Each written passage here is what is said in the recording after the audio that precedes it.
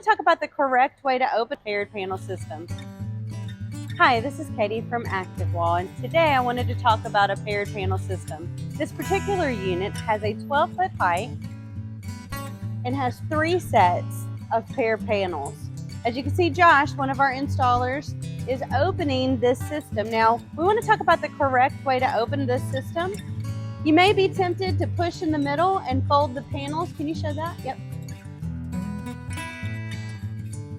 But eventually that's going to make your panels not line up quite as smoothly. We're going to give you a little tip. If you keep those panels in a straight line, they'll stay on the track as you slide them, and then as you get close to the jamb, then you would fold them together.